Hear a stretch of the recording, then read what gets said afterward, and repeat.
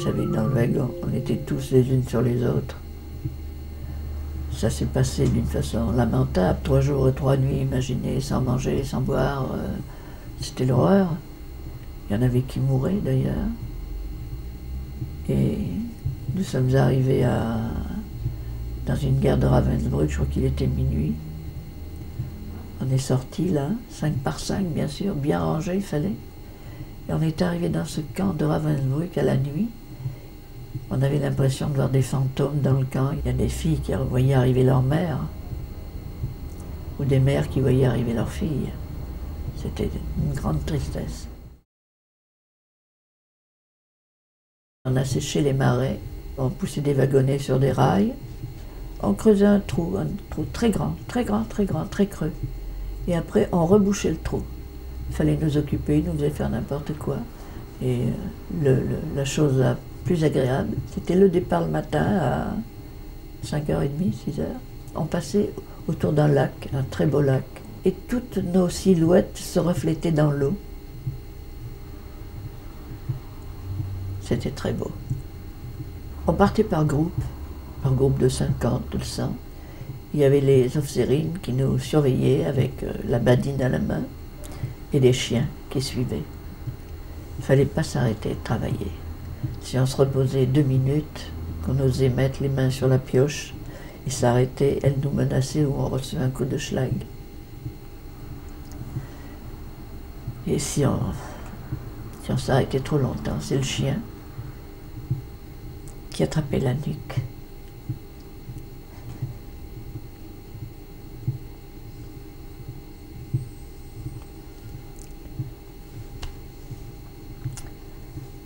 Il y avait des jeunes à Ravensbrück qui se sont suicidés.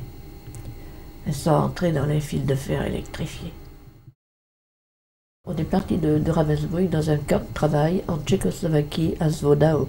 On a travaillé dans une usine de V1, V2. Moi, j'avais une petite pièce, toute petite, comme ça, que je mettais dans un appareil qui tournait très très vite. Et j'avais un petit genre de petit stylet tranchant, et je devais passer le bord de cet outil au bord de la pièce pour faire un liseré. Et puis un jour, ils se sont aperçus qu'il y avait du sabotage. Évidemment, on faisait tout du sabotage. J'étais en train de passer mon stylet à l'intérieur de la pièce pour la creuser, quand un bras est passé comme ça, à côté de moi, a appuyé sur le bouton de ma machine pour l'arrêter, a pris la pièce, a pris l'appareil qui devait prouver que les pièces étaient bonnes, et évidemment, ça nageait dedans. Et il m'a dit en allemand, Meldung, ça veut dire rapport. Et le soir arrive en me disant, ça y est, ce soir c'est mon tour. Eh ben non, j'ai pas eu de rapport.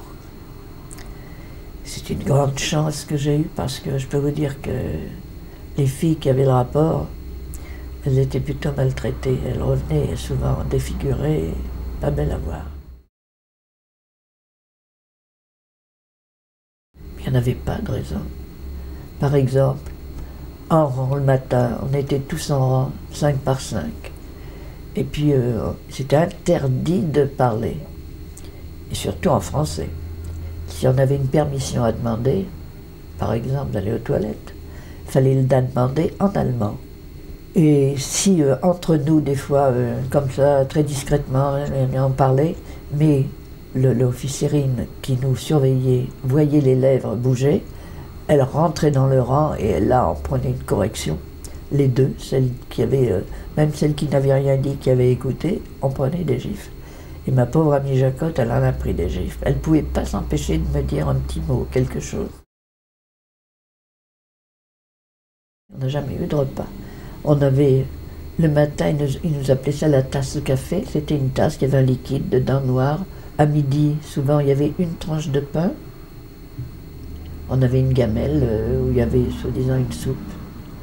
Les débuts, encore, il y avait du rutabaga. Puis après, même le rutabaga manquait là-bas. À 5h30, je crois, la distribution se faisait 6h. On avait une tranche de pain. Et les débuts, quand même, c'était une fois par semaine, ça, je crois. Il y avait comme un fromage blanc, un vague fromage blanc.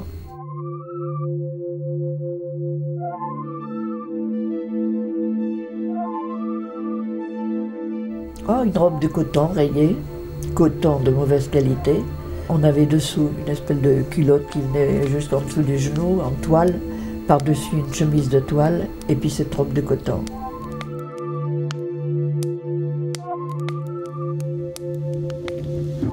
On nous a emmenés à marcher sur une route, soi-disant qu'il nous emmenait au camp de Dora pour nous exterminer. On a marché 3 jours et 3 nuits. Et sur la route, il en est mort, il en est morte.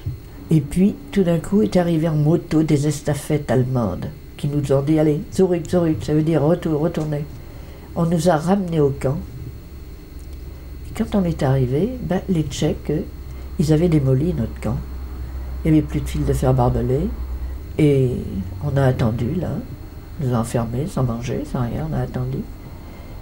Et le lendemain, à midi, est arrivé 2 voitures. Des Américains, des Canadiens, ils étaient pas nombreux, une dizaine peut-être en tout. Et ils nous ont libérés. Moi, à 4 h de l'après-midi, j'ai eu une énorme surprise.